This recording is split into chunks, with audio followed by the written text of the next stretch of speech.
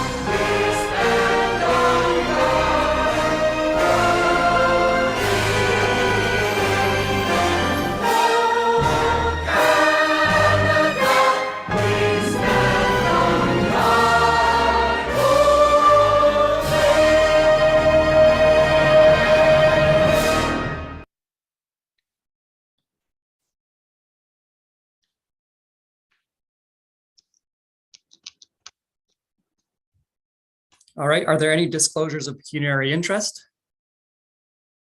Seeing none, approval of agenda, any additions, deletions, or amendments to the agenda? Through you, Mr. Oh, go ahead, Deputy Mayor Lang. Thank you, and through you, Mr. Mayor.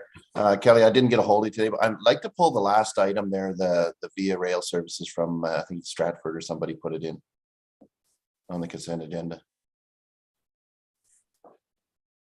okay, and through you, Mr. Mayor, there's several other items on the consent agenda that have been requested to be pulled this evening. Those being the seasonal sidewalk closures report, Eastern Ontario CA's response to Bill 23, and the SDG Warden's letter in response to Bill 23. Additionally, there was a deletion to the agenda after council had received it, that being the report on the disposal of the roads fleet assets. That'll be coming back at a later date. All right, great. So moved by Stephanie Jaworski, seconded by Martin Lang. Be it resolved that the Council of the Township of South Glengarry approve the amendment as agenda. All in favor? Any opposed? Carried. Now we'll move into the approval of the minutes. Does anybody see any corrections necessary for the meeting minutes of the past several meetings? None? Okay, so moved by Martin Lang, seconded by Trevor Bougie. Be it resolved that the minutes of the following meeting, including any closed session minutes, be adopted as circulated. November 14th, 2022 special meeting, November 21st, 2022 public meeting, and November 21st, 2022 regular meeting. All in favor? Any opposed? Carried. So then we'll move into our presentations and delegations. I believe Mr. Mills, our CEO, is going to introduce Marco from EVB Engineering. Go ahead. Thank you very much, Mr. Mayor, through you. A familiar face joining us this evening, Marco Vincelli, Vice President at EVB, to give us an update about the Glen Walter Water Wastewater Environmental Assessment. Welcome, Mr. Vincelli. Thank you very much. Good evening, Your Worship, council members, and administration. I am currently sharing my screen. Can I just verify that it is up and available for everyone's viewing? It is not just up right now. It's not up.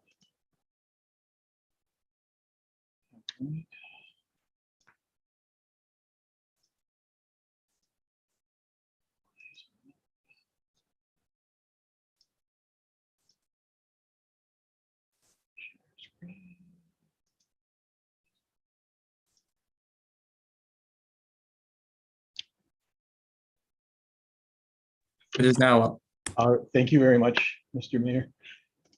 So we're here tonight again to review the results of the survey that was undertaken with the residents of Bayview Estates, Sapphire Hills, and Fairway Estates to gauge their interest in receiving municipal water and wastewater servicing. So as a refresher for returning council members and to inform the new council members, the township had completed the Glen Walter Water and Wastewater Master Plan in 2021. From this report, there were 6 recommendations that were made in order to expand the municipal servicing in the Glen Walter area. During the final circulation of the master plan, the township did receive some comments from residents in Fairway Estates and Bayview Estates asking for their subdivisions to be considered for servicing. So in 2022, the township retained EVB Engineering to undertake a Schedule CEA for the expansion of the water and wastewater treatment plants. This would be the next step in the satisfaction requirements for the environmental assessment process. So the township established a project steering committee to help guide the progress of this project. The project steering committee helped develop the problem statement presented here. And with that being noted, the first steps for the delivery of this project was to confirm the service area for the expansion of the proposed works. So both Bayview Estates and Sapphire Hills are located at the north end of the Glen Walter area, outside of this current serviced area. And then Fairway Estates is located to the west of the core area, between the core area and Place Saint Laurent. So the survey was circulated to the residents several times with options for participating at various levels of funding. So if a resident was not interested in the project, they were not to select options 1 through 3 and simply return the survey completed with their information contained within. So here are the results of the survey.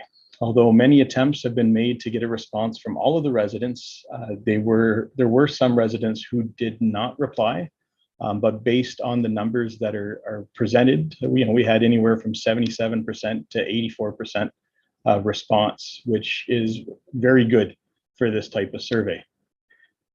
Because of the feedback received at the public meeting held on October 6th, 2022 at the Glen Walter Fire Hall, we have completed the analysis on the basis that residents who did not reply were assumed not in support of this project.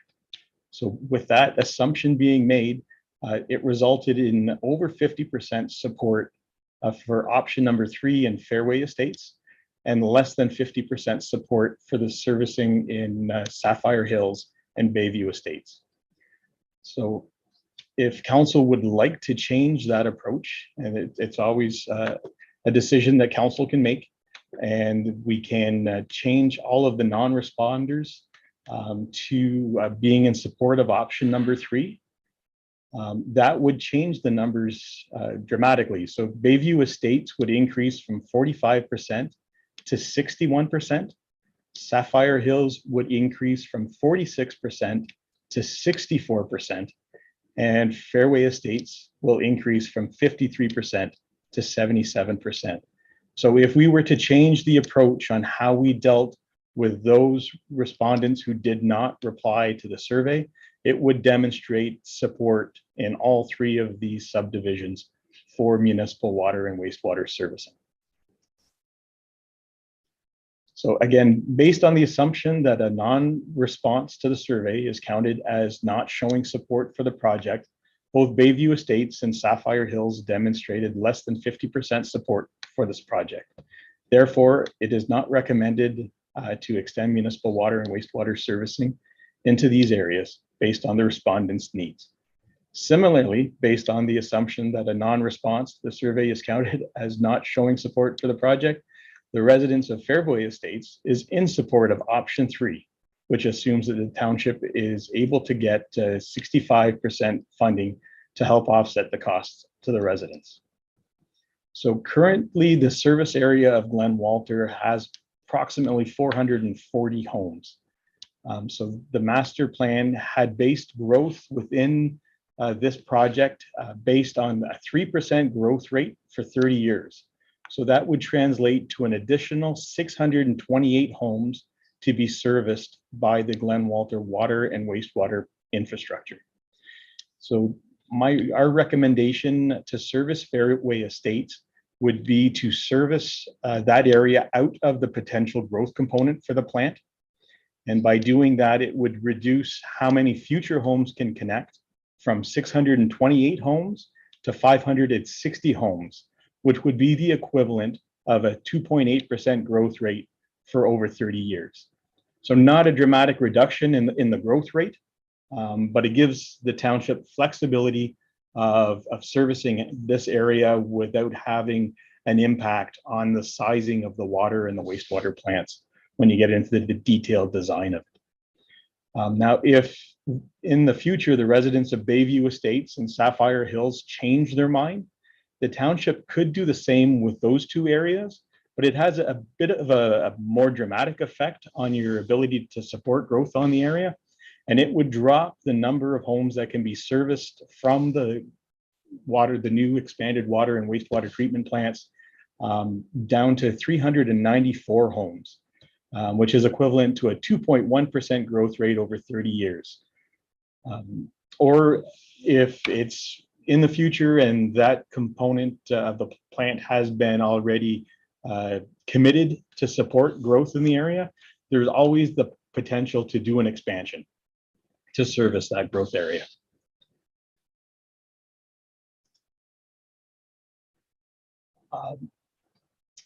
So I guess before going on to the rest of the presentation, this really summarizes our interpretation of the survey results. So I don't know if we want to take questions on that or do we want to continue with the rest of the presentation? Would any members of council have a question of Mr. Fincelli at present? Okay, great. We'll go to Deputy Mayor Lang and then Councillor Jaworski. Thank you, Mr. Mayor, and through you. Thank you, Marco, for the presentation to this point. Was it written, and maybe you mentioned it and I missed it, was it written on the survey that if you didn't, this last one that went out, that if you didn't respond, it was saying you were not in favor? Because I believe there was another one that we had said, if you didn't respond, we assumed you were in favor. There were a number of versions of the survey that went out. There were versions that said that you did not submit a response to the survey, that we would count your non-response as a support of option 3. In the last survey that went out, I would. If I may jump in. Sure, sir. So through you, Mr. Mayor, the first survey that went out was at the end of July, early August, and it had no restrictions. We got a 40% response rate to that one. So the second survey that we went out with, we did indicate that if a non-response would equal a vote for option C. At the PIC, it was indicated that, a 60% response rate wasn't good enough, and maybe that assumption should not have been made.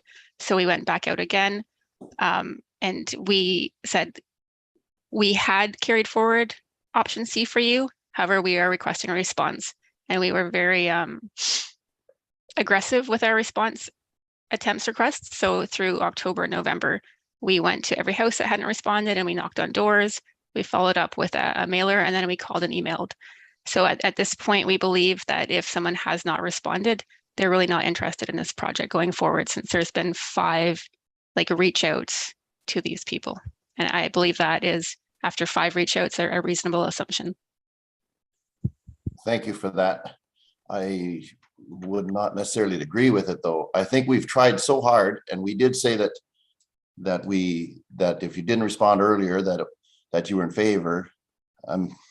If a person is not in favor, and we're giving them the options, and which is going to cost them a fair amount of money, then I think that they're going to take the time to. I'm more leaning towards the fact that if they don't bother responding, they don't care, one way or the other. That's what I get out of it. And the other thing that I'm looking at is the people that have responded, there is a majority of those that have responded that are in favor. So, I mean, we're going to discuss this, Ms. McDonald, we're going to discuss this further in one of the next presentation or the one after that, eh? I don't know how deep you want to get into this, but I just want to make sure I'm kind of plain out. So we didn't actually say then that if you don't respond to that last one. And the other question I had too, just to clarify for me, did we go to everybody at the end, or do we go only to the ones who hadn't responded to the first few? So 3, Mr. Mayor, I'll answer again.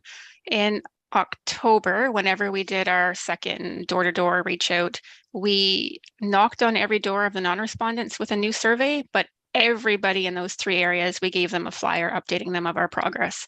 So everyone received a flyer explaining that we were going back out and reminding them that if they had any questions that they could reach out to the project email, which is glenwalterea@southglengarry.com. And then everyone who hadn't responded received both the flyer and a second survey, or I suppose third survey at that point. Okay.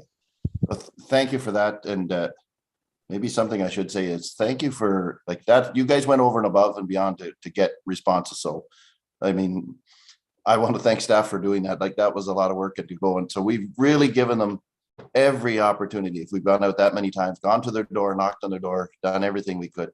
So anyway, I won't belabor it, but to me at this point, I'm leaning towards keeping them in because most of the people that have responded, the majority of them are in favor of option 3. So anyway, thank you. Councillor Jaworski.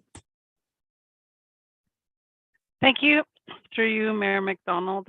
Yeah, and I would like to echo what Deputy Mayor Lang has said, that it's excellent how much effort has been made in increasing the responses to this survey. I mean, it's representing a large project and potentially large cost implications to the system users. So I think it's excellent, and I think it is appropriate.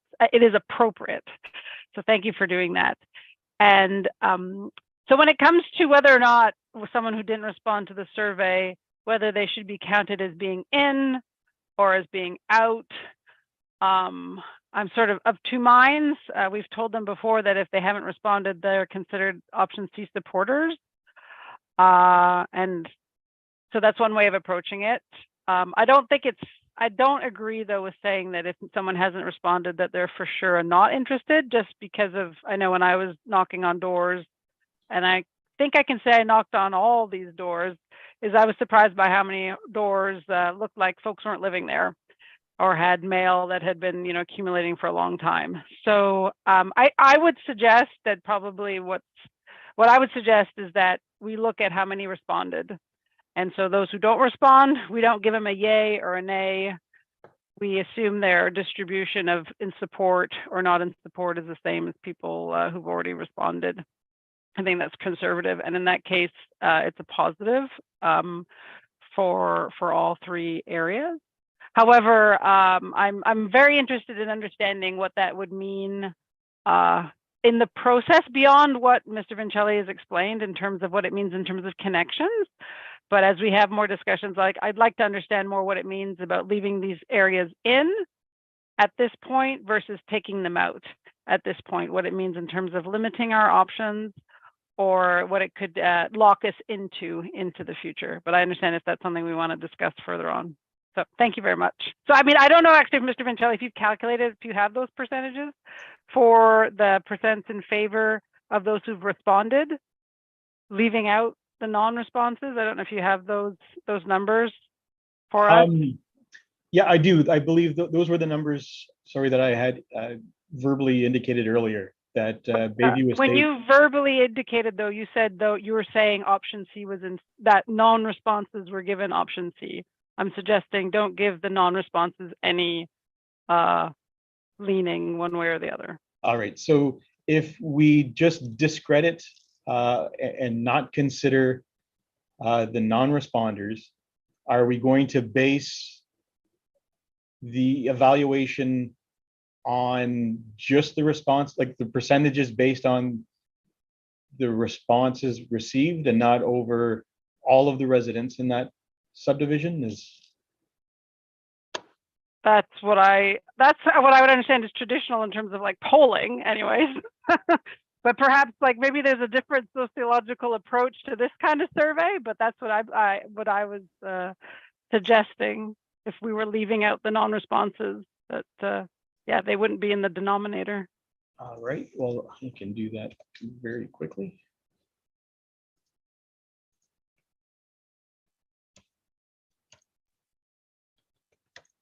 Councillor Bougie, if you want to say something, I don't know, Mr. Mincelli, can you do the math while Councillor Bougie is asking a question, or would you like a moment to think? No. I can give you Bayview Estate would be 72% in support of option C, based on 66 respondents saying yes to option C out of 92 responses that were received. And With a similar rate at Sapphire Hills, you're likely looking at a similar uptick. So it'd be in that 70%. If not, if you don't, we need to be exact too. If I may, again, Mr. Mayor, I believe Bayview would be the 49 divided by 92 for a 53%. Since, and I've spoken to Councillor Jaworski earlier today, so I am very confident in the Bayview numbers. The folks who picked option 1 in Bayview also picked options 2 and 3, and the folks that picked option 2 in Bayview also picked options 1 and 3. So the total respondents in Bayview are the 49. So I suspect we're looking at Bayview 53%, Sapphire 56%, and Fairview 70%. Okay, and then Councillor Bougie had a question. Through Mr. Mayor, it's more of a comment, just reviewing the numbers, and I know a lot of time was spent by staff, so thank you, staff, for putting this together, knocking on doors, and just the effort that was put forth to put this together and to come up with these numbers. I feel like if the residents had every chance to respond, so I feel like these are good numbers that we have, and I like what Councillor Jaworski had said about not saying yes or not putting them in the no category, just kind of removing them from the calculation if they didn't respond. And I think going forward, I think that would be a good approach. And that's all I just wanted to add. But I am very interested in what that means for the capacity and numbers if they are all on or all adding to the system. I think that's a question of mine. Like, how is that going to look if all of them get on, or all of them are a yes? Okay, does that question get answered a little later, Mr. Vincelli? It seems council has said 3 of them, the other 3 councillors available have mentioned that they're looking to the numbers being in favor of every location. So if you want to carry on with your presentation, maybe that's the answer you needed from us to carry on. No, perfect. Thank you, Mr. Mayor.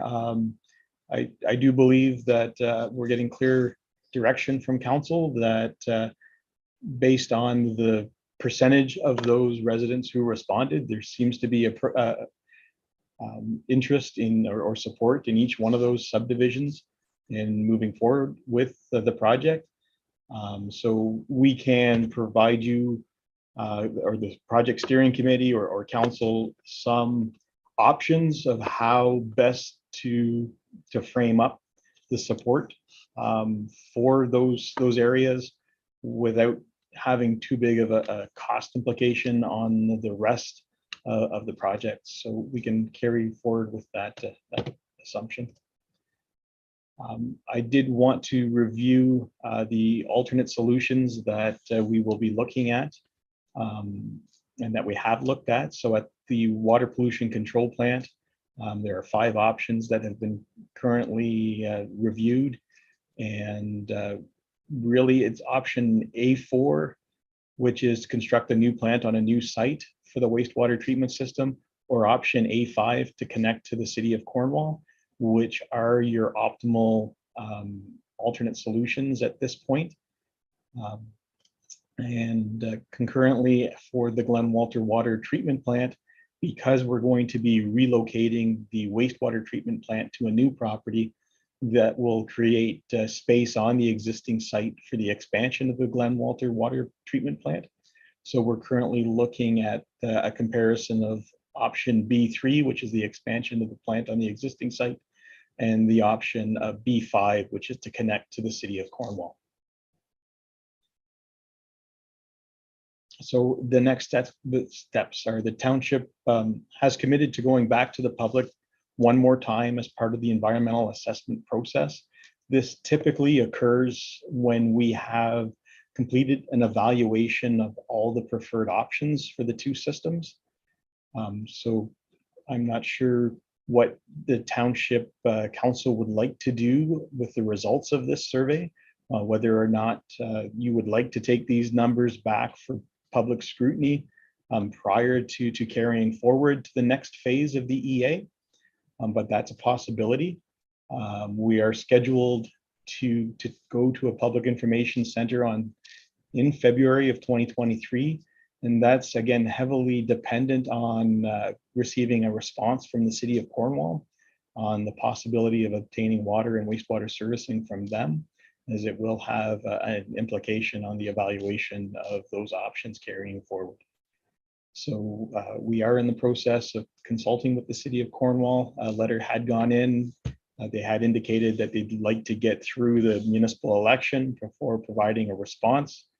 So we will be broaching that topic again with the city to see what kind of timeline we can expect from them in order to get a response to complete our evaluation.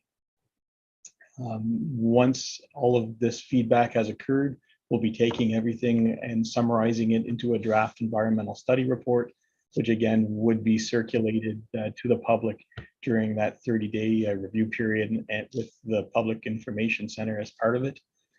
So that would complete this whole Schedule C process. So again, we'll be looking for some direction from council on how you would like the information provided to the public, and we'll be carrying on based on your recommendations. If I may ask you a question, Mr. Vincelli, I obviously come at everything with a financial lens. So what impact would the project have if we carried the 3 subdivisions through the EA and removed them at design in case the numbers were undesirable? The largest cost contributor to servicing the privately serviced areas is the cost for the expansion of linear infrastructure in the area. So the cost of putting the water main in and the sewers, manhole structures in those subdivisions will add, I think, tremendous cost in comparison to the cost of the linear or the incremental cost to service that area. Because those areas are privately serviced, they're generally on larger lots, since they had to accommodate both a private well and a private septic system. So the frontage across those properties are larger than in urban areas where municipal water and wastewater servicing is provided. Okay, thank you. Is there any questions further? Or comments? Because these are questions of us to council. I see Councillor Jaworski. Go ahead, please. Yeah, thank you. Through you, Mayor McDonald. And that's exactly the question that you just posed is exactly the one that I was hoping we would delve into a bit more to understand. So thank you, Mr. Vincelli, for explaining that the linear for these existing private lots is relatively high, but depend on the decision to, like, what the direction we're giving today to say, let's see if we can keep them in. What does it mean? Like, are we still able to pull them out, let's say in 5 years? I mean, this project is probably going to take several years yet. So what happens if in 5 years situation has changed and it looks like, yeah, this is not, it's just really not appropriate to move ahead. We won't be able to get that increased funding that we wanted that would make that, that option C probably possible. are we able to, at that point, make a decision saying, no, now we're not going to go ahead with those areas? Can we make that decision in the future? Through you, Mr. Mayor, we have accounted for a growth rate of 3% in the area, which the area is currently seeing, closer to a 1% growth rate. And again, the issue with having the new homes come into the area is the ability of the existing water and wastewater treatment plants to provide municipal services. So again, if we build the infrastructure, we're hoping that that growth comes, but that growth will accommodate another, 600 homes, which is almost, 150% of the existing serviced area in Glen Walter. Whether or not we're going to see that growth rate in the next 30 years will help give some flexibility to the municipality to, reallocate some of that growth component to service private areas like this without adding additional cost for the expansion of the water and wastewater treatment plants. Also, when you move from the planning process through the environmental assessment into the detailed design, one of the large components the municipality should be looking at when you're looking at the treatment processes is the ability to have expansions and to accommodate the space requirements to increase capacities in your water and your wastewater treatment plants to give you the flexibility to address those unforeseen needs that may come in the future. So there are a number of different planning techniques that can be reviewed and incorporated into a plan for the township with trigger milestones built into it that will help the township make those hard and difficult decisions as you move forward. If I may, Mayor McDonald, a quick supplemental. So if I'm understanding correctly, the big concern here is if you allocate connections for this group, that means you're getting less for another group. So in terms of the size of these plants that's being built. But if I'm hearing you correctly, Mr. Vincelli, in terms of what we are forced to do, that's not at issue. We have the flexibility to change potentially how these allocations are made in the future. It's more about the total size of the system that we sort of bake in based on the design in terms of treatment at the plant. Yep, through you, Mr. Mayor, absolutely. And with new, water reduction measures being built into plumbing fixtures and with, the reduced leakage potential on your water system, there are many other measures the township can take in order to reduce the amount of water required by residents, as well as the amount of wastewater being generated by the current consumers on your system. So there are other areas that will all take into play in making capacity available in the future. Thank you very much.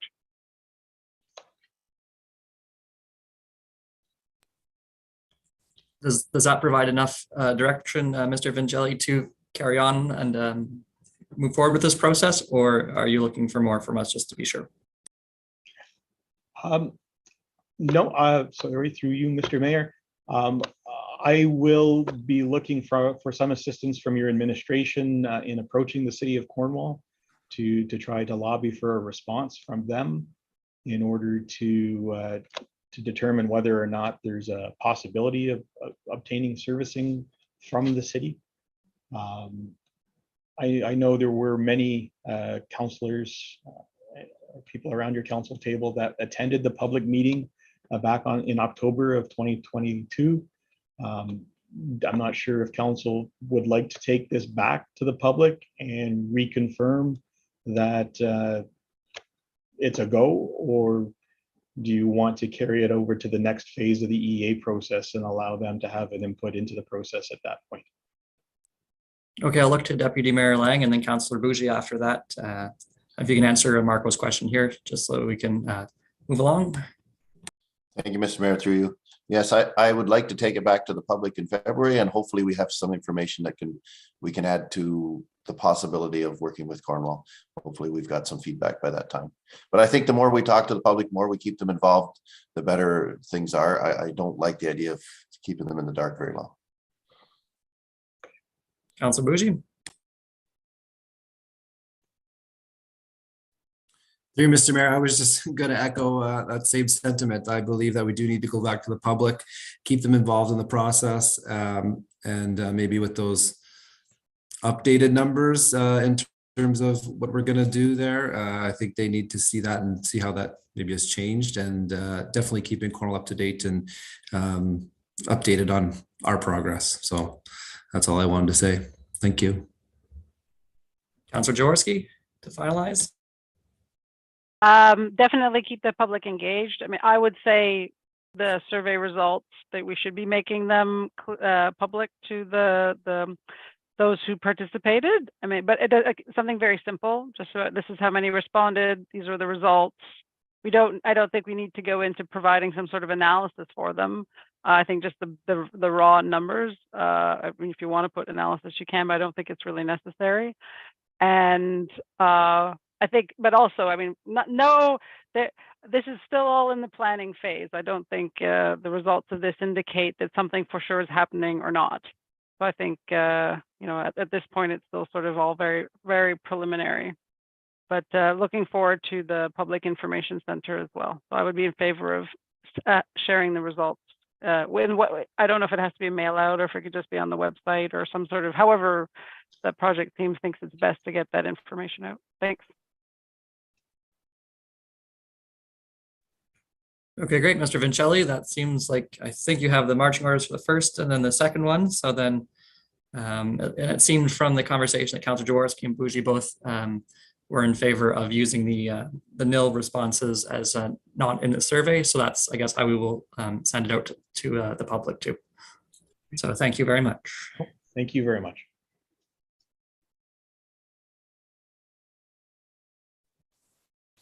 All right, so then we will be moving on to action requests. So action request 7A being Glen Walter Environmental Assessment Service Area Expansion by Miss McDonald, moved by Trevor Bougie, seconded by Stephanie Jaworski. Be it resolved that staff report 190/2022 be received and that the Council of the Township of South Glengarry direct administration to include the municipal servicing of Fairview Estates within the growth component of Glen Walter Water Treatment Plant and Water Pollution Control Environmental Assessment Study, such that the overall design of the plants will not be impacted if the desired funding level of 85% is not achieved. Through to you, Ms. McDonald. Thank you very much. And through you, Mr. Mayor, this is a follow-up to Mr. Vincelli's presentation. And thank you very much to Mr. Vincelli for coming out to speak with us. And I'm really sorry we couldn't do this in person because I think this would have been a bit better in that format. So following from council's discussion, I have some thoughts and a few follow-up questions for you, which I know is a bit odd, but I hope you'll indulge me. So one, I heard that you'd like us to bring this back to the public in February.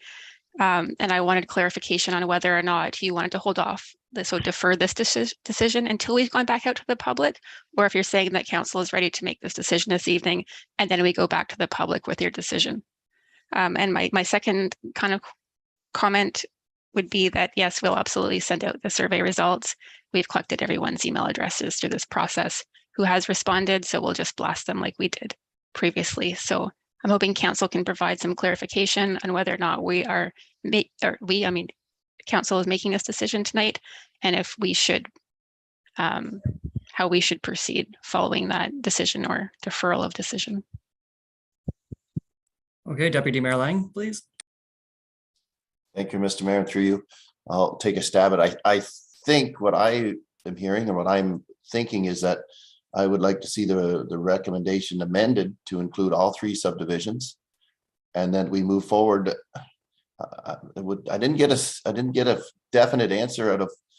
I didn't feel like I got a definite answer out of Mr. Vincelli but I'm quite convinced that if at some point we decided to alter it or to take 1 or 2 out, if it so suited us at the time, but I think it would be a lot harder to put them back in later. So my thought at this point is to keep all 3 subdivisions in and move forward that way. And if we were to change our mind at some point, I think it'd be a lot easier to get out than to have to start this whole process over again. Thank you, Deputy Mayor Lang. Councillor Bougie. Thank you, Mr. Mayor. I would agree with Deputy Mayor Lang in that regard. I feel like, I guess with the numbers we have at current, all 3, I think, would be the way to go moving forward. And again, preliminary, but I feel like at some point, if alterations need to be made, then it could be done. But I feel like with the majority, I think we should move forward with all 3. Councillor Jaworski. Thank you, through you, Mayor McDonald. I think the resolution should be amended to include all 3. And I think also that, like, that thing, if the last part about if the desired funding level of 85% is not achieved, I mean, again, like, the majority are in favor of that option where we get, you know, a very high level of funding. So I think that that is very important to highlight. And I guess maybe I'm misinterpreting the situation, but I feel like even if we're making the decision now, it's not, I mean, it's one of these decisions that can change. It's not necessarily a set in stone indication. So I think it's more like we're moving forward on a planning basis with these numbers. But again, it's very dependent on if the province and the feds come to the table to support us in these projects. So I think that's how I would couch it. So I guess it sounds a bit wishy-washy, but I think that is truly the situation that we're in. We need to, you know, highlight that there are a lot of unknowns still. Thank you, Councillor Jaworski. Ms. McDonald, can you confirm that this is just that planning? And because I understand it to be that way too, but we just be sure. And then for the modification or amendment, I would just say municipal servicing of Fairview Estates, Bayview and Sapphire, and then read the same amendment. So I'll just write that up and then say it when we're done. I'll read it back as amended. And through you, Mr. Mayor, I really wish that I was able to lean on Mr. Vincelli to answer this, but maybe I'll open my chat and he will chat me if I'm wrong. Yes, I believe that since we're at the planning phase and we're including it within the growth area calculations, and it's not in addition to the growth area, that we can change it, and it would just be reducing the amount of capacity that's available in the future. So since we are including the 3 within the growth expectation, that we should be good. However, I will say that my recommendation in my staff report still stands. However, council chooses to proceed. And my final question is just to confirm that we are going out with just the one more public information session. That would be the will of council, and not one and then another one. The project was scoped to include one more, and we were planning that for February. So that administration will proceed with, unless council is also requesting one just to discuss the results of the service area expansion. If I may, it sounded like the will of council initially was to let the public be apprised of the results, and that was it. But I saw Mr. Deputy Mayor Lang's hand up in case I'm confused. No, I just put up one finger. I was agreeing with you. I think it was just one more week meeting, but the results can be sent out separately. Councillor Jaworski. Yeah, I agree with Councillor Lang. I think we should send out the survey results, plan on one meeting. I mean, if something comes from these, sending out that communication of the results says, you know, like, oh boy, you know, something very important, maybe, you know, we need to make a new decision. But I think we've been around that block sufficient amount of time. Excellent. So before reading the revised or amended resolution, I did want to highlight that Mr. Vincelli mentioned 394 homes, I think, were left on capacity. And if 3% growth, that would leave room for 1.5% growth, which he stated earlier was we had 1% growth for the past little while. So I think there's a lot of flexibility built in here, but I do like that we can change our opinions based on new information, because that's the best course of action. So if I may, moved by Trevor Bougie, oh my goodness, excuse me, Councillor Bougie, moved by Trevor Bougie, seconded by Stephanie Jaworski, be it resolved that staff report 190, 2022 be received and that the Council of the Township of South Glengarry direct administration to include the municipal servicing of Fairview Estates, Sapphire Estates, and Bayview Estates within the growth component of the Glen Walter Water Treatment Plant and Water Pollution Control Plan environmental assessment study, such that the overall design of the plants will not be impacted if the desired funding level of 85% is not achieved. All those in favor? Any if opposed? Seeing none, carried. Thank you, Ms. McDonald. I guess you're staying here. Action request 7B, Glen Walter Environmental Assessment. Thank you. And through you, Mayor McDonald, this is along the similar vein. It is requesting council to appoint two of your ranks to our Glen Walter Environmental Assessment Steering Committee. Deputy Mayor Lang has been on it, and if I may boldly suggest that he continue on, that would likely provide some continuity in the steering committee, and I will leave it to you to choose who may. It can be zero, as long as there's one member of council, we're happy. Okay, Deputy Mayor Lang, since you're on board, do you have any thoughts sorry to put you on the spot, that you're looking for another engineer, a financial mind, or somebody with some community experience? I would love to see another member of council on. We were 2 before, and I would feel more comfortable with another member on, so that it's not all relying on how I interpret everything when we come back to council. I don't know if you want to just leave it at that, or do you want to? I'm just going to throw something out there, and I think all of us that are in attendance here tonight were at that public meeting. There were a couple of names put forward at that public meeting, and the people at the meeting seemed in favor of those names being on the committee as stakeholders. We have one stakeholder on now, as Chris Burgo. 2. Who is the second one? Can you remind me? Of course, through Mayor McDonald, our second stakeholder is from the Ministry of Environment, and so that would be Michelle Gordon. So we have one community rep and one environmental rep. All right. I didn't consider them a stakeholder because I didn't figure they were going to be having to pay the money if it's approved. I was considering people that lived in the area that were going to be footing the bill as stakeholders. So sorry about that. But anyway, there was 2 there. I don't know if we want to address that at this time. If we're talking about the makeup of the committee, I do have the contact information for the 2 people whose names were put forward that night, and the crowd seemed to agree that those 2 people could represent them, or if the people want to leave it the way it is. But I'm more than happy to stay on myself, but I would love to see another member of council on there as well. Okay, we'll address, perhaps, since this is I think in front of us is for the council reps. Would it be prudent to perhaps have that steering committee meeting to determine if there was interest in more? So I will be in another report, maybe similar to this one, just suggesting those reps, so they could get a little bit of thought beforehand instead of appointing them this evening.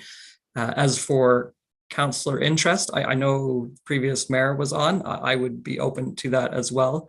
But I'm also open to hearing from either of the councillors if they are also interested. Councillor Jaworski?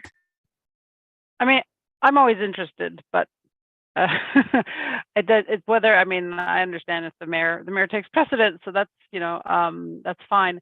But I mean, but to the Deputy Mayor Lang's point about the committee makeup, and maybe this is where my memory is off, is I don't remember us reviewing the terms of reference the first go round. I think it was a bit more informal. I believe that this is our first crack at formalizing the terms of reference for the steering committee. So I would say that it probably is a good time to also consider the number of impacted community members. How about, let's say it that way, on the committee. And certainly I think I would be in favor of increasing that number of community representatives myself. So I guess I'm saying would love to be on the committee. My feelings won't be hurt if I'm not, but I would advocate for having another community representative or 2. Okay, maybe that's some advisement, Ms. McDonald, to come back to the next meeting with just terms of reference. And then I don't know how we would open that up, because if the way Mr. Lang Deputy Mayor Lang has suggested is one meeting determines the interest of everybody, and the administrative, like, do we have to go open that up to the community? Ms. McDonald, do you have any thoughts towards that? Then Councillor Bougie had a comment. Perhaps receive Councillor Bougier's comments and I'll go at the end. Okay, Councillor Bougie. All right, through you, Mr. Mayor. I would like to say that I am interested as well, but I could definitely see the value of the mayor being on that committee as well. I was at that meeting that night in October as well, and those two members of the public did show lots of interest. So I feel like that is important to at least have some kind of process or application process if anyone else is interested in the committee, and then we can go out from there. But yeah, maybe reviewing the makeup of the committee as a whole to include a couple more. I guess a couple more stakeholders would be beneficial to get the message out as well. So I guess I'll leave it at that. Okay, so then perhaps we'll bring the terms of reference back at a future meeting with the suggestion to have two more community members. And oh, sorry, Ms. McDonald. If I may, Mayor McDonald, this project I anticipate will be wrapping up shortly. We will likely only have 1 or 2 more steering committee meetings before we hit the end. The rest, it is my understanding, unfortunately, I wasn't able to be at the PIC since we were ill in my household, but it's my understanding that it was heavily focused on the service area expansion being what we spoke about in the last two bits of this meeting, and moving forward will be heavily focused on the type of plant that's going in. So what it is and where it goes, which are completely different. Like the service area expansion is separate. It is tied to the project, but it was not part of the AA initially. It's something that we added on as kind of like a nice to have. So the township has been leading the service area expansion, while Mr. Vincelli and EVB have been leading the EA itself. So my thoughts would be, I hold the opposite opinion. I think the steering committee is adequately staffed. There are a lot of people on it. And it's tough to get things done when you bring in more folks who are perhaps not as interested in the technology that's being used or where these plants are going to be sited. Like that, again, is just my understanding from speaking with people who were at the public meeting and knowing what is coming next for the steering committee. And take it as you will. Okay, given the new information, does that change the opinion of anyone at this table? It does of my opinion of myself. I think having Councillor Jaworski as an engineer trained in that regard. I know finances, but I can always attend the meeting ex officio and relinquish voting rights, so that can bring me in for my commentary. So I'd move that way. But if somebody, Deputy Mayor Lang. I would be, this is just a suggestion, I'll see what everybody thinks of it. What if we approve another councillor member for tonight? And then if we have a meeting, hopefully in the near future, then that can be discussed around the council table, the makeup of that committee, if we're happy with it is the way it is, or if there's something, I think that's how we ended up with our community member that we have on now, was just the committee said this would be a good member to have on because I'm on the community and was actively involved in the process up to that point. So would everybody be in favor of that, as the committee can kind of decide that at the next meeting? That sounds excellent, and it wraps us up. Thank you, Deputy Mayor Lang, for the guidance and the pointing us to this conclusion. So we have Martin Lang. We had Councillor Bougie suggesting that he'd be satisfied with me. Are you, Councillor Bougie, satisfied with Councillor Jaworski? Place, given the scope of the group. Through you, Mr. Mayor. Yes, absolutely. I'd be in favor of that. Excellent. Then I'll read the motion. Moved by Stephanie Jaworski, seconded by Martin Lang. Be it resolved that staff report 191, 2022 be received, and that the council of the Township of South Glengarry appoint the following steering members of the council to the Glen Walter Environmental Assessment Steering Committee for the duration of the project. Martin Lang and Stephanie Jaworski. All in favor? Any of opposed? Carried. Moving to action request 7C, 2022 wharf inspection reports. Moved by Martin Lang, seconded by Trevor Bougie. Be it resolved that staff report 193, 2022 be received, and that the council of the Township of South Glengarry direct administration to prepare a 10-year maintenance and rehabilitation plan for the wharf infrastructure assets. To you, Ms. McDonald, and Ms. Servage, I believe. Thank you, Mayor McDonald, and through you, this is a really quick one. So we have confirmed, so we own two wharves, one's in South Lancaster and one is in Summerstown. And this summer we undertook some visual inspections of the wharves. We engaged Morrison Hirschfield to do these inspections, and they prepared two very robust reports, which were appended to the staff report. The inspections unfortunately indicated that the Summerstown Wharf needs major the Summerstown Wharf likely needs replacement within the next 3 years or major rehabilitation. The South Lancaster Wharf has major deficiencies, but that can be pushed off for in the 5 to 10 year range. We're not asking a big ask tonight, but we know that the wharves are not really on our radar, and we are requesting that Council directs administration to prepare a 10-year maintenance and rehabilitation plan for these wharf infrastructure assets. And I would just like to mention that one of the first things that we would put on to that 10-year plan would be to undertake an options renewal analysis for the Summerstown Wharf during 2023. And that would be something that if you approve us making this plan, we would be bringing forward through the 2023 budgeting process. Thank you, Ms. McDonald. Ms. Servage, do you have anything to add, or? Through you, Mr. Mayor. No, at this time I don't. I was just on here in support for GM McDonald, and if there's any questions directed at the wharf, but for this report at this time, I don't have anything else to add. Thank you. Okay, just looking at the resolution, it looks like just preparing a 10-year maintenance and rehabilitation plan. It's getting us some more information. So Councillor Jaworski. Thank you. Through you, Mayor McDonald. I wanted to thank both Ms. McDonald and Ms. Servage for getting this done. As much as I don't like the answers, I am very happy that we are starting to get, we are like every time, every council meeting, we're getting a better, view on the assets we have and what maintenance needs to be done. So sadly that they are in the shape that they are in, but I do like the recommendations for example, I didn't even know we had the Summerstown Wharf till I think the first staff report saying that it was a CBSA site. So I think it makes a lot of sense to have some stakeholder consultation on that one, because I was also learning there's a lot of other folks who didn't know that we owned it. So it'll be a good thing to have a discussion on, what are the possibilities there before we start spending big dollars. So thank you for this, and I do look forward to some of these analyses coming forward with stakeholder engagement. Thank you. Councillor Bucci.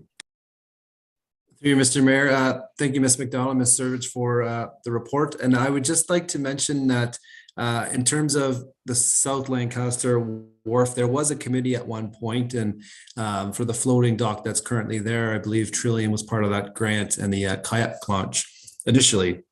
So I'm just wondering, maybe in the future to have, I don't know if there's still some interest from that group, maybe to be part of the process moving forward, whether it's some beautification or just some suggestions to kind of keep them in the loop to see what can be done potentially in the future for both of those sites.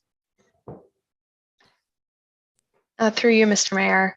Sorry, I'll just go ahead to Councillor Bougie's point. Yes, there is still a Friends of the South Lancaster Wharf group, and I have been communicating with them on and off throughout the last year and a bit. So we can definitely keep them updated as we move forward. Okay, thank you. Yeah, and I like the conversation. As you said, it will be good to have information, because good information drives good decisions, and some of those decisions are tough, but best to have that information. So thank you for that. Moved by Martin Lang, seconded by Trevor Bougie. Be it resolved that staff report 193/2022 be received, and that Council of Township of South Glengarry direct administration to prepare a 10-year maintenance and rehabilitation plan for the wharf infrastructure assets. All those in favor? Any opposed? Carried. Moving to action request 7D, the 2023 council meeting schedule. Ms. Campo, or Mrs. Campo, sorry, go ahead. Thank you, Mr. Mayor, and through you. Council, the report before you this evening is an annual report that comes forward for council to approve the council meeting dates for the upcoming year. So I'm just going to highlight two changes to the schedule. So typically we'll have 2 meetings a month on the first and third Monday of the month. In the 2023 schedule, we're proposing 1 meeting in April. The reason being is that the Good Roads Conference that's typically attended by council falls on what would be the second council meeting date. So what we're suggesting is to go with the 1 meeting, and if we find we need to have a meeting in that stretch between the first meeting of April and May, you can always call a special meeting or a committee of the whole meeting. The other change, which we piloted in the summer of 2022, is to hold our summer meetings virtually. The reason being is that the Boys and Girls Club hosts their summer camp program in Tartan Hall throughout the summer months. And so by holding our meetings virtually in July and August, it helps them out in that they're able to use the facility on those days, and they can store all of their equipment in Tartan Hall throughout the summer without us getting in their way. So subject to any questions or feedback from council, that is the schedule that's before you for 2023. Okay, thank you. Is there any questions or concerns of council? Seeing none, I just wanted to mention one thing, and it'll be for 2024, because I think that's when we can really change the schedule. I'd love to see the Tuesday after the Williamstown Fair not be a meeting, but that's a selfish request for my own. So I don't think I need to read that resolution. All in favor of the motion as heard? Great. Any opposed? Seeing none, carried. Thank you, Mrs. Campo. So now we're going into section 8, bylaws of our agenda. First bylaw coming up is bylaw 8A, appointment of county council alternate. Mrs. Campo, please proceed. Thank you, Mr. Mayor, and through you. The United Counties upper tier council permits a member of South Glengarry Council or all the lower tiers to be appointed as a county council alternate. So in the event that our representatives are unable to attend, that being the mayor and deputy mayor, we have an alternate member from our council who can step in and attend the meetings in their place. So pursuant to our policies, the appointment is offered to the member or the councillor who had the highest number of votes in the most recent municipal election. And if they decline the appointment, it would move to the next person and so on. So in this case, the appointment would first be offered to Councillor Jaworski, who I had an opportunity to speak to before tonight's meeting and was in favor of accepting the appointment. So that is the bylaw that's before you this evening, is to appoint her as the alternate for county council. Okay, thank you. And before council has any comments, I would just like to move and second this because I failed procedurally for a moment there. So I'm going to read it in. You've heard the clerk's comments, and then if anybody has comments, please say them after that. So moved by Martin Lang, seconded by Trevor Bougie. Be it resolved that staff report 195/2022 be received, and that bylaw 82/2022 being a bylaw to appoint Stephanie Jaworski as the alternative member to the United Counties of Stormont, Dundas, and Glengarry Council be read a first, second, and third time, passed, signed, and sealed in open council the 5th day of December 2022. Did anybody have any comments to the report? All right, then I will call the vote and also congratulate Councillor Jaworski on being the highest vote getter for, I believe, the second term in a row. So all in favor? Any of opposed? Carried.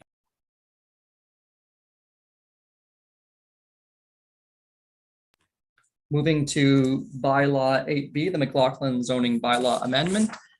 So I'll read this one first, and I'll ask that Mrs. Haley comes on board.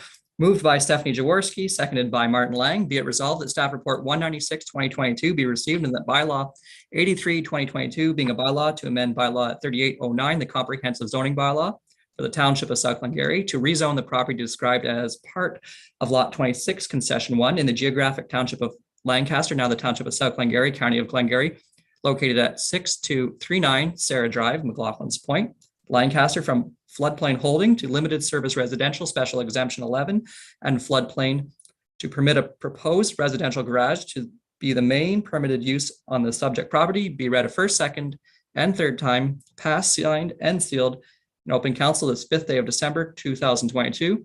The Council of the Township of South Glengarry confirms that no comments from the public were received on this application. Therefore, there was no effect on this decision. And I remember this was to have a garage be the rightful location there. And then also to not preclude somebody from building a home there at a later date. Mrs. Haley, if you have any, you can confirm that. And if council has any questions after that, that'd be great. So thank you for that introduction, Mr. Mayor. So I'll just add a couple of more items to what you've explained. So the property is approximately 0.12 acres in size. That's a very small lot. And so it is being recommended that this be approved so that a garage become the primary use of the subject property. And there are a couple of benefits to that. One, the property is too small to have any other type of development. So if it is approved, there will never be a home or a dwelling built in this location, simply because it's taking up a majority of the subject of the property.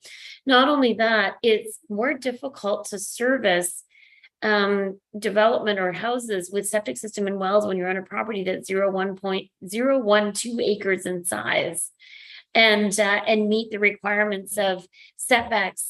For example, in today's rules, your septic system has to be a minimum of 15 meters from the water course. So that's just way too close. So this makes a lot of sense to have this property be rezoned to allow the garage to be the main permitted use. And in fact, it'll be the only permitted use because there'll be insufficient space remaining. We did have our public meeting on November 21st. There were no members of the public in attendance at the meeting, and therefore we received no negative written comments. And the Conservation Authority was heavily involved in this application and process due to the amount of review that was required. And they do not object to the proposed zoning amendment. And this application does conform to the provincial policy and the official plan. And we are recommending that it be approved as per the resolution that you read. So thank you. All right, thank you. Was there any questions, or should I just go ahead and do the vote then? Perfect. So all those in favor as with the motion as read? Any of opposed? Seeing none, carried. Thank you, Mrs. Haley.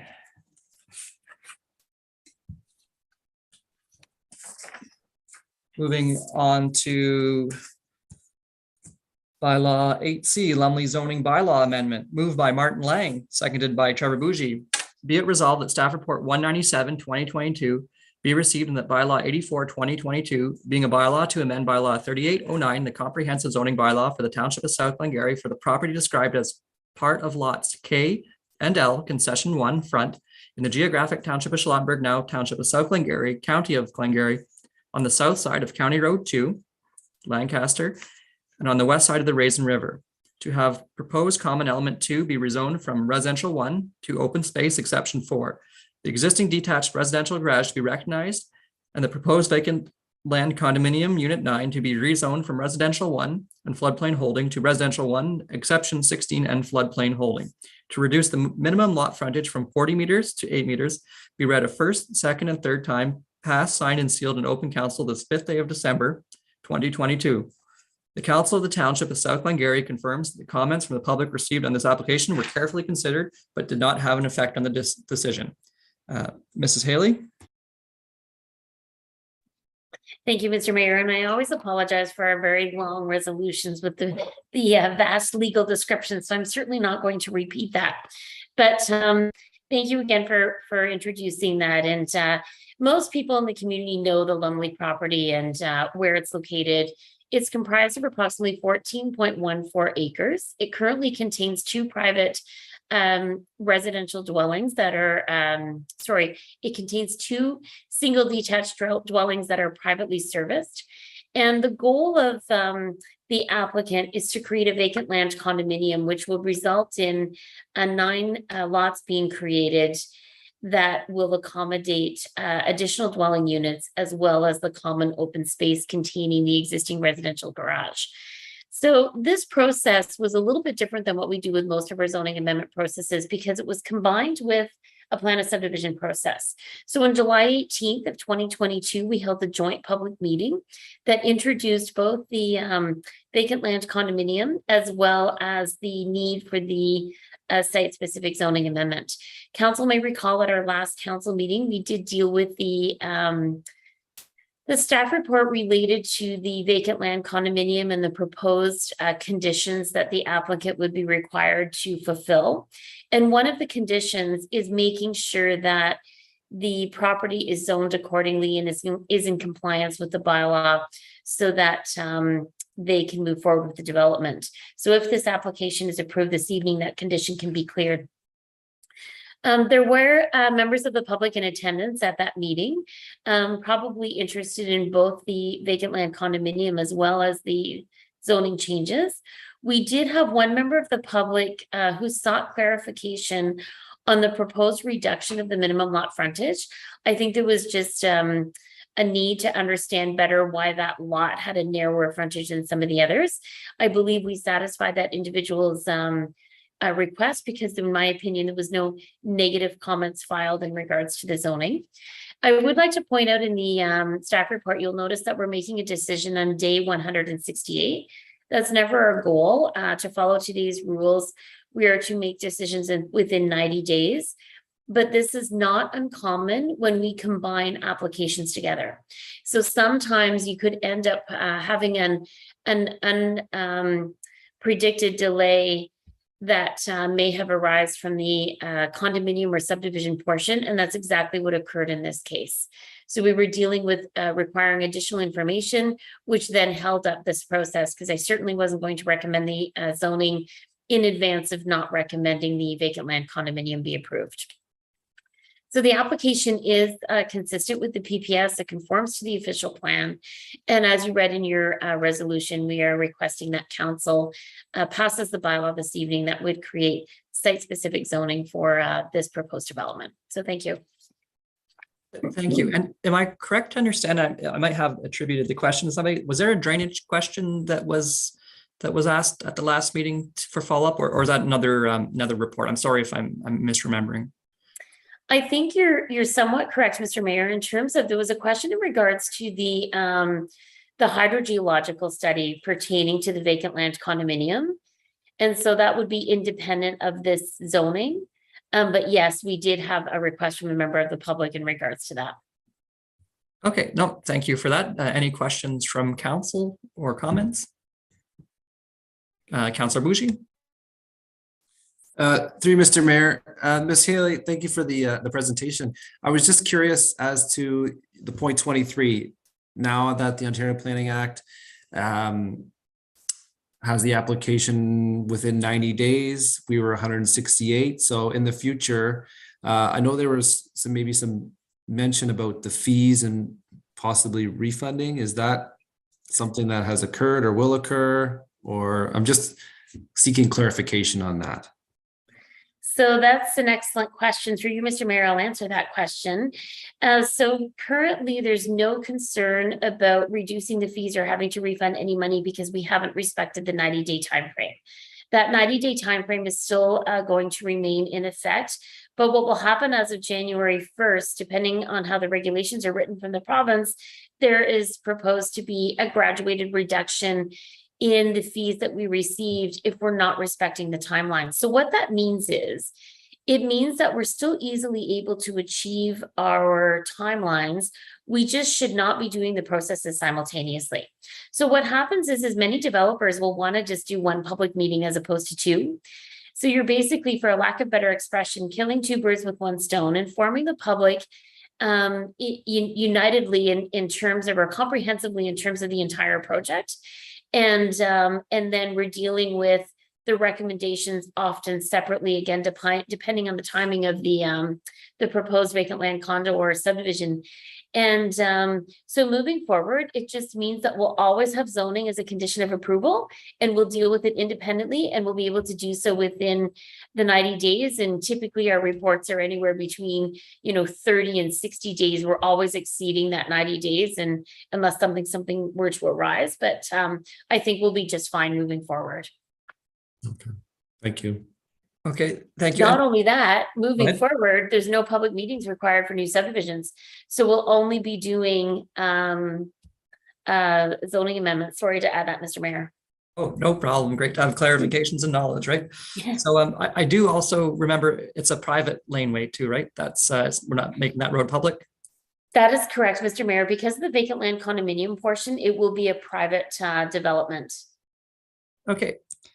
Thank you very much. So then, in this case, should I read that back again, or is everybody okay if I just read for the motion to approve? Okay, here we go. So all those in favor of his motion as it was read? Any if opposed? Seeing none, carried. Thank you very much, Mrs. Haley. All right, I won't, sometimes I try to sign in between. We'll move to 8D bylaw, a layer temporary use zoning bylaw amendment. Moved by Trevor Bougie, seconded by Stephanie Jaworski. Be it resolved that staff report 198, 2022 be received and that the council refuse bylaw 85, 2022 being a bylaw to amend zoning bylaw 3809 for the property legally described as parts of lot 6 and 7, concession 3 front, Gore, in brackets, Lapierre Road, in the geographic township of Charlottenburg, now the township of South Glengarry, county of Glengarry, pin 67124010-8 to amend the zoning of the subject lands from rural to temporary rural exemption 1 to permit open storage, including shipping containers on approximately 2 acres located at the east end of the vacant subject property, excuse me, only for the duration of up to 3 years from the date of the passing of the bylaw. The council of the township of South Glengarry confirms that they considered all oral public submissions pertaining to this proposed amendment. Through to you, Mrs. Haley. You're just on mute.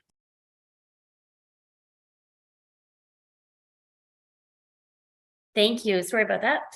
Thank you for that introduction. And I am going to get into a little bit more details with this report so council will understand why I'm recommending that this be approved. So as you mentioned, the property is located on the north side and almost at the very west end of Lapierre Road. It is approximately 11.7 acres in size. It was previously vacant land and it is now currently being used for open storage without the approvals that were required. And that open storage is primarily containing construction equipment, shipping containers, and miscellaneous items. The surrounding lands on that area are characterized as residential to the east and south, containing single-family dwellings, and agricultural land to the north and west, containing some farmland. And it's framed by the rail line, Cedar Rapids transmission line, and the 401 to the south. So on October 17th, the township accepted an application for a temporary use zoning amendment. So what happened was we became aware fairly quickly from local residents letting us know that there was a lot of increased traffic going to the site and items were being dropped off. So we reached out to the property owner, who was a new property owner at that time. And the purpose of contacting them was to gain an understanding of what they were doing on the site and what their proposed use were. They did not realize that they could not place their belongings on a vacant land, they didn't realize that that wasn't permitted in the zoning bylaw. So they were very cooperative, and I walked them through a couple of different processes that they could choose to apply for if they did not want to start removing their belongings. They could have had a choice to do a zoning amendment, or we also offered them the opportunity to do a temporary use. So basically what the purpose of a temporary use is under the Planning Act is that an individual can seek permission to create a use or operate a use on a parcel of property that's not permitted on a temporary basis until such time there's no need for that use, they've ceased the use, or if they've decided that they want that use to maybe continue, they could ask for council to have extensions if it's been approved, or they could do a site-specific zoning amendment.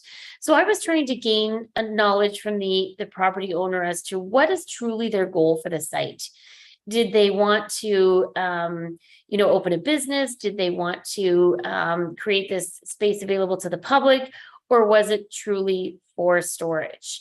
So in working with the property owner, they chose then to apply for the temporary use zoning amendment. They explained to me, as well as to members of the public during our public meeting, that they sold a parcel of property in another municipality, which resulted them to have to liquidate their belongings fairly quickly, or relocate their belongings fairly quickly, I should say, in hopes that they would be gradually liquidated in time. And so that's how we arrived at receiving this application and processing the application. So there's a few things that I want to point out to you. When you look at when I'm doing my job and I'm writing reports and recommendations for land use planning applications, first of all, I have to follow the Ontario Planning Act process. I then have to review the provincial policy and make sure that all of our decisions, all of council's decisions or recommendations are consistent with the provincial policy.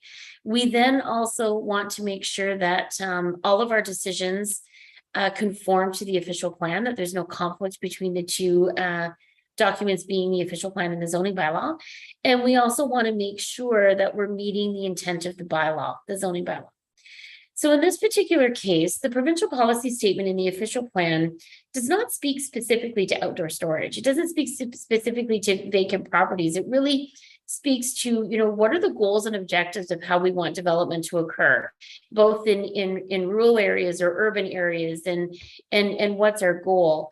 So as much as you can't find something specific that says this is not allowed, it really does not meet the intent of how our rural properties are to be used. There's a few things I want to point out in our zoning bylaw. So when we work with individuals who want to create a new use or want to do something differently on their property, the first thing we do is we look at what are the uses permitted in that specific zone, and then what are the general provisions of the bylaw that would either work in their favor to support that use or work against them to not support that use that would trigger the amendments. So there's a few things that I want to point out to you. So in our current zoning bylaw, we have a fairly extensive section, in my opinion, that deals with open storage, outdoor display of open storage, shipping containers, things like that. So first of all, our bylaw basically says, except otherwise provided for in subsection 2 of this section, or specifically listed as a permitted use in a zone, no open storage shall be permitted on any lot in any zone, except in accordance with the following provisions. So you always want your open storage to be accessory to the primary use. So typically, a parcel of property would have a building as a primary use. It could be a residential dwelling, it could be a commercial building, it could be a dwelling with a home-based business, and that structure becomes the structure, and the use of that structure becomes the main use, and you're taxed based on that use. And then when you have that, you don't want your open storage to be permitted in any required yard. You want your open storage to be located typically at the back of the property, not visible from the street. We don't want it to be, an eyesore for the community. We don't want it to negatively impact the abutting property owners. So you're going to see other language in our bylaw that I've included in my staff report that speaks to no open storage areas shall be located closer than the required setback for the main building. No open storage area shall be visible from any street or from any adjacent lot where such adjacent lot is located in a zone other than agricultural rural, or we have requirements for fencing, landscape strips, all of these things. When you look at the pictures that I provided to you in the staff report, and if some of you had the opportunity to go to the site, you will see that the way the site's been laid out, it really is not trying to meet any of these components of our bylaw. In fact, if we had the chance to work with the property owner in advance of the belongings coming to the site and offering them this opportunity, we could have said, okay, in your application while you're seeking permission, come up with a way of maybe placing the belongings in a different way or a different format, subject to council's approval. Can we hide it a little bit more? Can we restrict access? Things like that. So another thing that I want to point out to, shipping containers are only supposed to be permitted in our township in an agricultural zone for agricultural use and an industrial zone. And council's aware of several requests over the years, and you wouldn't be aware of all of them, where people have gone through either minor variances or site-specific zoning amendments to have these containers. And a lot of times it is complaint driven. So I just want to now advance to our public meeting on November 21st. So we had several members of the public in attendance. Only 3 members of the public spoke in opposition to the proposed temporary use zoning amendment. But I believe some members of our public or some members of our council will recall the concerns that were expressed. And a lot of the concerns were around traffic, were around the speed of the traffic going to the site, the increase in traffic going to the site, and then also a concern that they believe that this is possibly a business that is being operated out of this site. We also understand that this road is not it's a rural road. It's an under-designed road. It's not intended for consistent non-residential traffic. And so that's a factor that we considered when reviewing this. So you'll see in paragraph 16 that I am recommending that this application be refused. I'm making that basis on that this is not a compatible use with the adjacent and surrounding lands, that Lapeer Road is a rural road that is under-designed. It's not intended for consistent non-residential traffic. The Lapeer Road properties are very rural in nature. The road provides access to residential properties only that range in size from approximately 1.5 to 20 acres.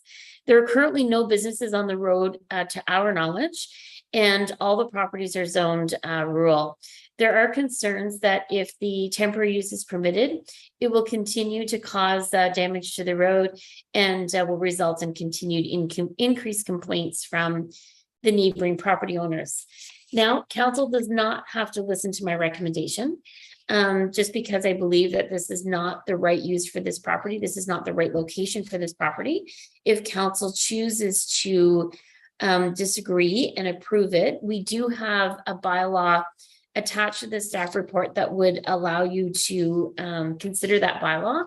Our clerk could draft an alternative resolution based on council's feedback, and we would, we would listen to your comments and consider your recommendations accordingly, and rewrite the resolution if that's required.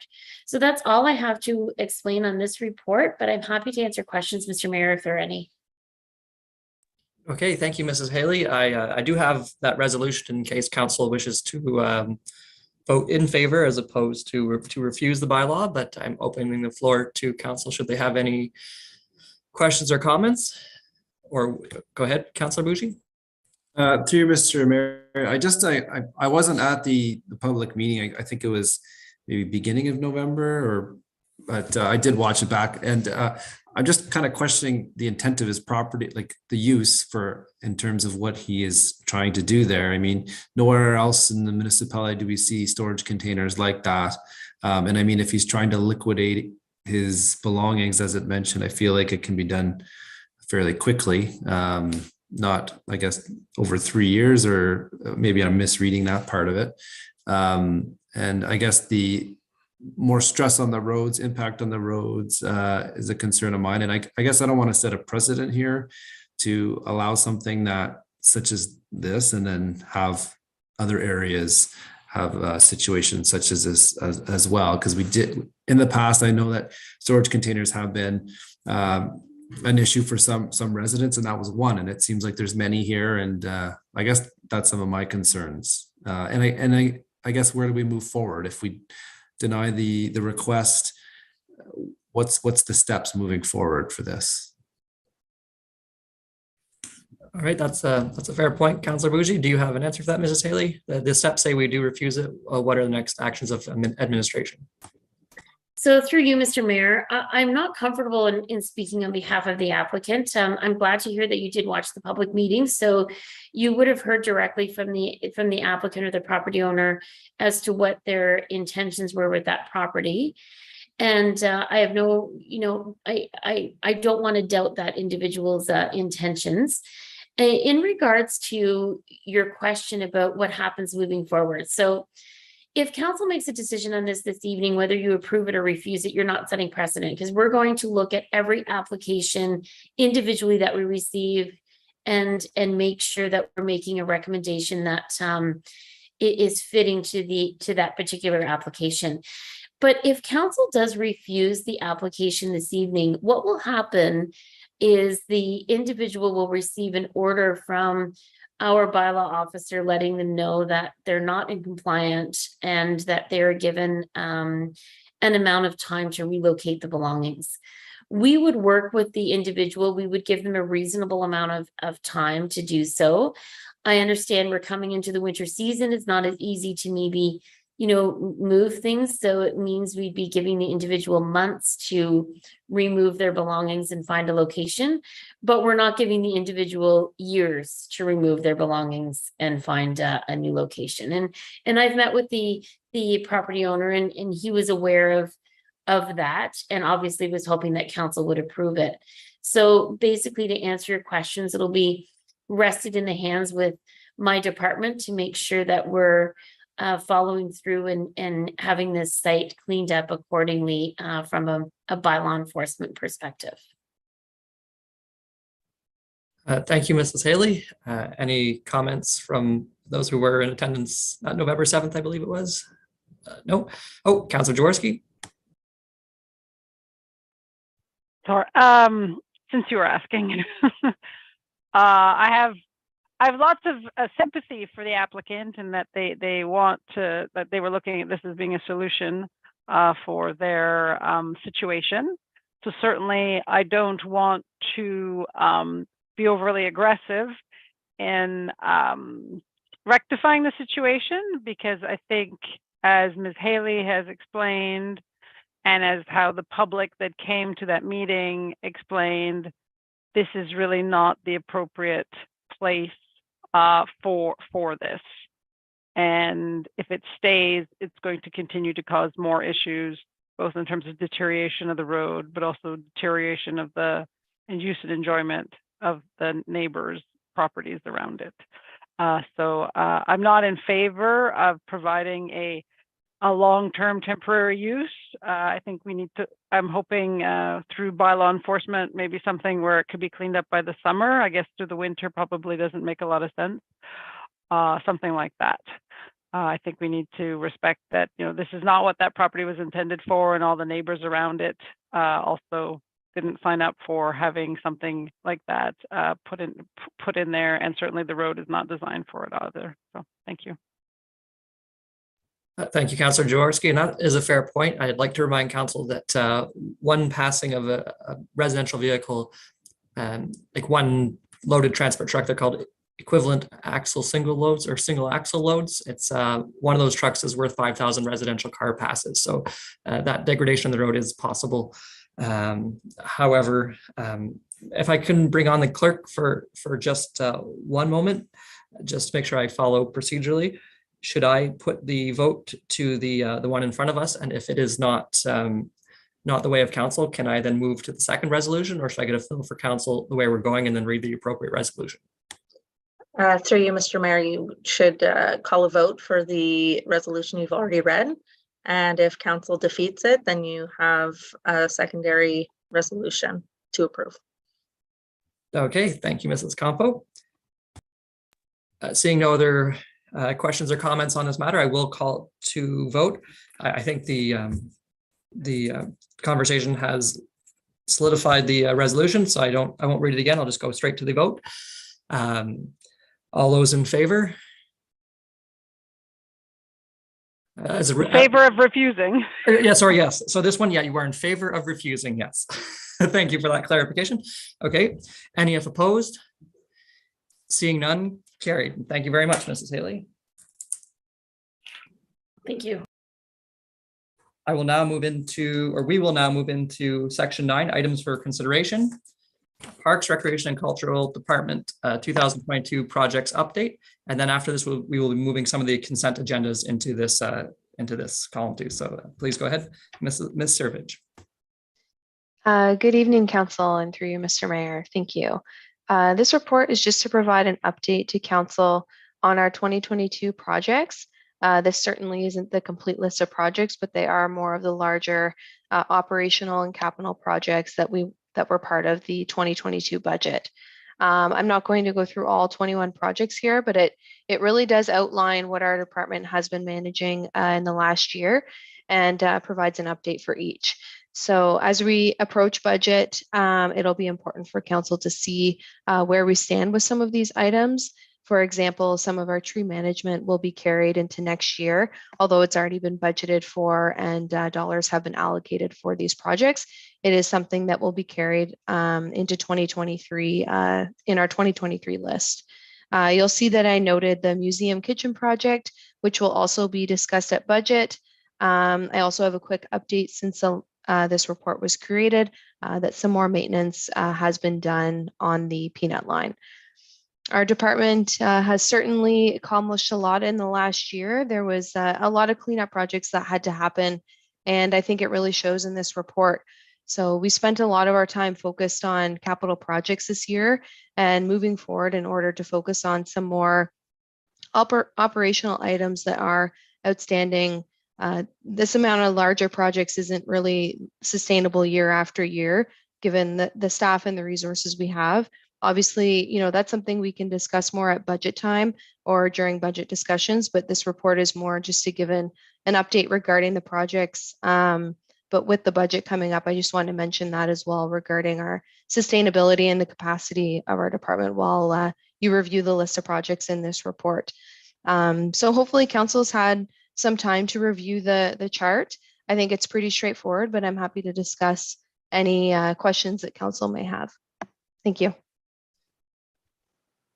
All right, I'm sure you're going to get some congratulations. There was quite a bit of work there. I do, if I may stand on a pedestal from the finance hat, because those decorative snowflakes were a nice free gift from AMO Streetscapes a few years ago, but that was for a certain amount of them, and then we have added to that. So they are lovely, but even free money does end up with a little bit of price tag. Just to always a reminder, but this is a great list with great work, and that was the community really likes those street lights. So Deputy Mayor Lang. Thank you, Mr. Mayor, through you. And you're right, we will, there will be some congratulations on all the things you guys have got done this year, as well as putting this report together.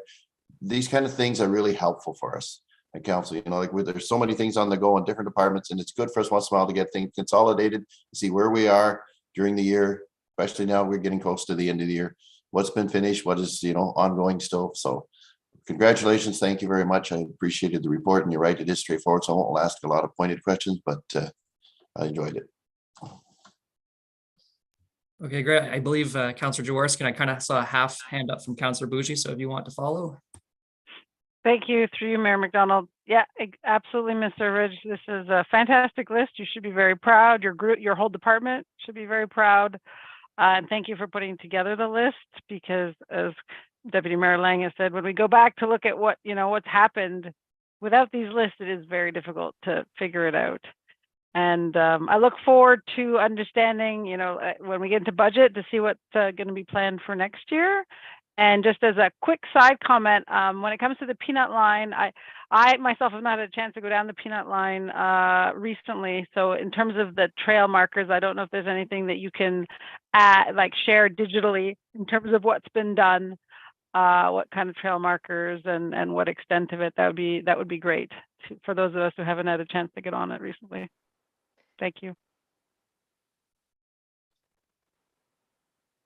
Through you, Mr. Mayor, I'll just make a quick comment. For the markers that we did place on the peanut line, we did put half-kilometer markers along the peanut line from Boundary Road to Williamstown, and then again, Williamstown to the Quebec border, although there isn't as many Williamstown to the Quebec border, just because there are farmers' fields in between there, and we just put them along the trail. But yeah, and then we plan to do some more signage next year, but we can definitely, I don't know if you meant like maybe sharing on social media or something, Councillor Jaworski, about what's been done, or yeah, that would be great.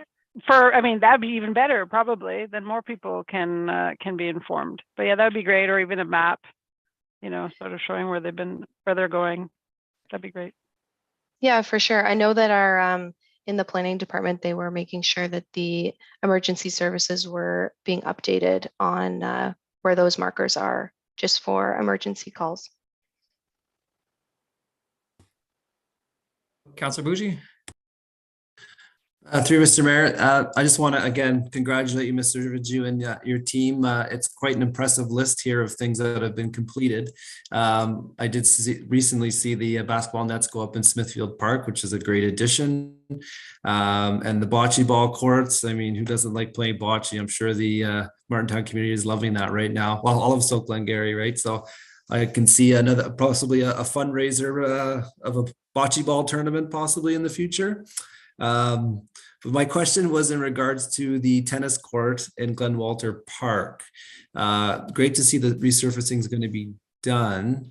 Now, in terms of lighting there, like I know the lighting was changed over. Is there lights for that court at night?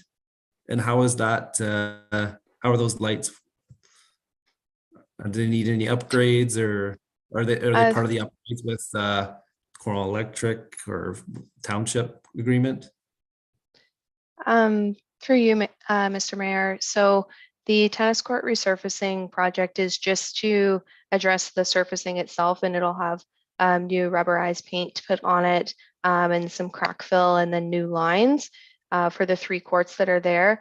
As of right now, I don't believe there are lights. There's just lights that are on the pathway that come up to the tennis court.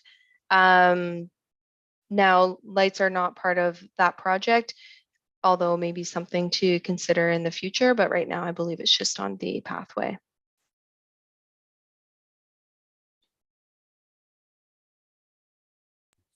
Okay, well, great. I find it interesting that Councillor Bougie brings out the basketball comment. A younger Mr. Bougie was, I think, captain of the basketball team and said communication is key. So this little report is key because it's communicating, and we do appreciate it. And it looks like a lot of work, and we'll see if we can moderate that and still get quite a bit done next year. Thank you very much for the report.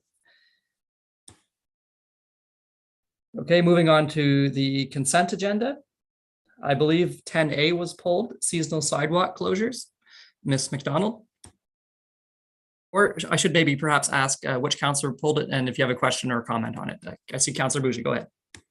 Through Mr. Mayor, yeah, I did pull. I just maybe more for clarification as to, I guess, why St. Raffles isn't being done in the winter for maintenance, and why I guess Warren Street as well. Being that I'm not positive on this, but is Warren Street in Williamstown, does the sidewalk unit not already do part of Williamstown? And I'm wondering maybe, I guess the question, why wouldn't that one be done? I know it's maybe a little too narrow there. And I guess into Warren Street specifically, I believe that road's supposed to be done or going to be done. And I don't know, maybe that's a conversation for another time, and whether the sidewalk will be maybe changed into a paved shoulder or something. But I guess that's multiple questions there. If I may, that latter question is more of a capital budget question, so we'll leave that one there. But if we can comment on the current sidewalk, I believe it's too narrow, but and this has happened for a few years now, but I'll let Ms. McDonald confirm that. Excellent question, Councillor Bougie, and through you, Mayor McDonald. So the St. Raffles sidewalk was closed, I believe, the year before I arrived, so 2020 ongoing. And Mayor McDonald, I believe, remembers correctly, when I read the staff report, it said it's too narrow and it's difficult for us to maintain because our sidewalk machine is, I believe, wider than the pathway. It's in rough shape and it scores. Anyhow, that's St. Raffles. Warren Street is similar. We asked council if we could close it during the winter last year about this time. The reasons being that our sidewalk machine, just with the hydro poles where they're situated, like in the sidewalk and the proximity of the homes and the, I guess, landscaping to the sidewalk, we just don't fit. So to do that, we would need to go out with a snow blower, and that's how it was done in the past. And previous to that, it wasn't included in the minimum maintenance standards. So I suppose I'll just flip back. Both of these closures were brought on by the changes to the minimum maintenance standards that came about in 2018, where municipalities are now legislated to respond. I don't remember the exact timing, but it's not whenever we feel like it. There's an amount of time that we need to get to our sidewalks unless we close them like this through bylaw. Okay. Thank you, Ms. McDonald. Councillor Jaworski. Yeah, I just had a quick question that came to mind.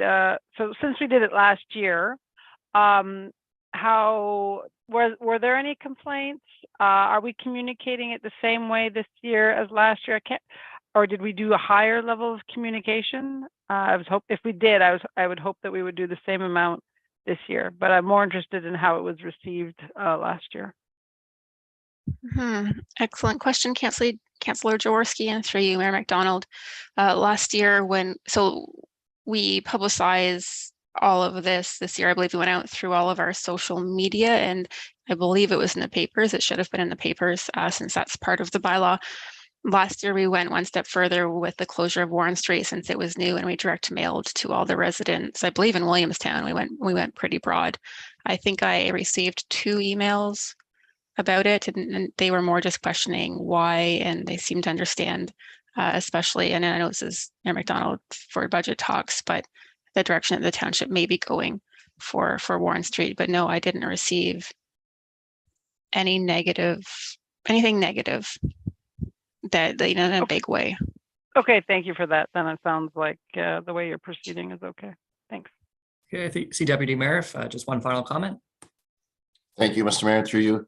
I'll try to keep it brief. I think everybody else has kind of mentioned, the things about the sidewalk closure, and you, Mr. Mayor, had said that what's going to happen then would be for budget talks. So, but I do want to thank Mr. Bougie for bringing it forward just to remind us, and just a reminder to everyone here, and maybe some of the new ones don't realize, but there was a point that we had spoken in, I believe it was open council, that we would get back to the residents and ask for their input on what they would like to see on that street, whether they were okay with us eliminating the sidewalk and just making the road a little wider. There were some ideas talked around, and we had talked that we would like to go to the residents and just find out what they would like to have there.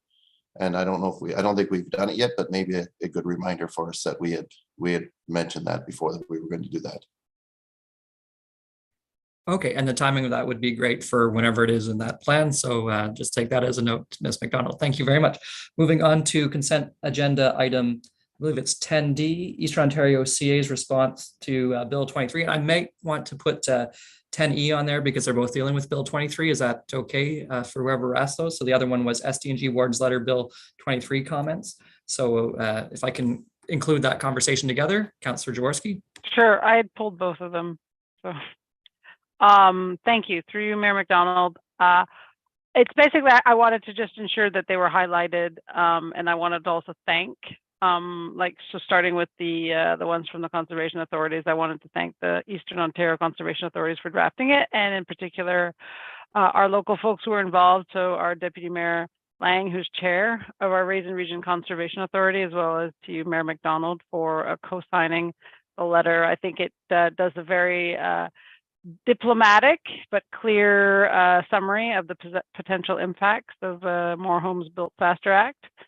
And, highlighting that, our CAs in general are providing good value for the services that they provide to us, and that if we're removing their participation, it's likely going to increase the costs and liabilities to the township in providing similar services. So that's on the CA one. And then on the SDG Warden's letter, again, I wanted to thank them for drafting the letter. I thought it was very thorough, and I also say it was very balanced. I thought it did a good job of providing, positive and constructive feedback, but as well as explaining the serious negative impacts that Bill 23 could have on our township if it's left as is. And I think it does a really good job of demonstrating how Bill 23 is really designed to address barriers to housing in urban settings, and for example, in the GTA, whereas here at SDG, we have a history of providing timely approvals and, encouraging new development and growth. And they end off with basically the biggest limit to our growth in terms of housing in our area is water and sewer capacity, just like this discussion we had to start off our meeting tonight. And and how we're doing all we're doing the environmental assessments, we're doing the detailed designs and capacity studies, but we know that actually putting those plans into place are beyond our capabilities. And really, if the province wants to help improve the housing situation in rural Ontario, it's by helping us with water and wastewater projects. So again, I'm very glad that they put that together and ended on that note. So thank you for allowing me to speak to it. I'll say here to that. I also would like to reach out to Deputy Mayor Lang just to tell me if I have this number right. As they build more in downtown Ontario, and it looks big around the Greenbelt, but it's actually quite a bit bigger, as I understand, in the GTA, the whole area. Was it 319 acres of farmland is lost today to residential development? So this will put a stress on our farmers to produce more. And this decision, as much as it doesn't really have much to do with us, it will put us at odds with tree canopy and farmland, because if they're not producing there, they're going to move it here. So I wonder if there have been any thoughts from GFA on that matter, Deputy Mayor Lang. Yes, and GFA and OFA, the Ontario Federation of Agriculture, are in support of what the municipalities are saying, that we've got to be careful with this Bill 23. I'm just off the top of my head, I believe it's 371 acres of farmland have disappeared a day over the last 4 years, I believe it was. So then they're just going by census numbers. They do a census, which we mandatory have to fill out how many acres of farmland everybody has. And they're just taking the numbers, and it looks like we've lost 371 acres a day over the last number of years. So, I mean, it's a little scary to see this happening. We're going to have to, I think, as a province, focus our development into the urban areas and try to, I don't know if we want to go up instead of out, or stop the spread of, it's a little scary. You hate to see that much farmland disappear in a province. We only have maybe 5 to 10% of our province is suitable for farming. Most of it's Canadian Shield. So anyway, thanks for bringing it forward. And I do want to echo that SDNG's presentation was great. It was nice to read. It was clear. It was very straightforward. They showed them where the areas they did well, and the areas that really aren't going to work for us in the rural areas. Oh yeah, nice balanced approach. Nice to hear some positives and some negatives. Now I believe the last item, if I'm correct, if there's another one, please come on board afterwards, Mrs. Campo. There was 10G resolution funding and support for Via Rail Services, City of Stratford. I don't know who called that one, but please go ahead and bring it up. Deputy Mayor Lang. You're just on mute. Sorry, there we go. Thank you, Mr. Mayor, through you. I don't have it right in front of me at the moment, but I just wanted to kind of echo what they were saying. When you read it, we're a large province, a large country. And I think personally, I'd like to see us put more emphasis on our rail lines. I mean, it was kind of sad last year to see them take a rail line out of Green Valley. There was a double line there, and we're down to a single line now. I think as a country, we should be expanding the rail services that we have. So if the rest of council's in favor, I would be okay with supporting that resolution. I believe it was from Waterloo? If I can get it up here. Stratford. Yeah, I'd be in support of that as well. So if we can have that come back with the support resolution, be glad to do it. Thank you for bringing that up, Deputy Mayor Lang. I believe that was the last item pulled from the consent agenda. So now we move on to the approval of the consent agenda. So moved by Stephanie Jaworski, seconded by Martin Lang. Be it resolved that the Council of the Township of South Glengarry approve the consent agenda. All in favor? Any opposed? Carried. Now we will be moving on to section 11, which is the closed session. And we'll have to move into closed session in just a moment. I'll just read it though. Moved by Martin Lang, seconded by Trevor Bougie. Be it resolved that council convene to closed session at 8:55 p.m. to discuss the following item under section 239(2) of the Municipal Act. 2, a meeting or part of a meeting may be closed to the public if the subject matter being discussed is B, personal matters about identifiable individuals, specifically board and commission appointments. So I'll ask all those in favor. Any opposed? Seeing none, carried. And I believe that means we will be heading into closed session shortly. I'd like to thank the community. We will be back out to report, but thank you for your interest in the meeting. And yes, we hope to see you at the Williamstown Santa Claus Parade this upcoming Saturday at 6 p.m.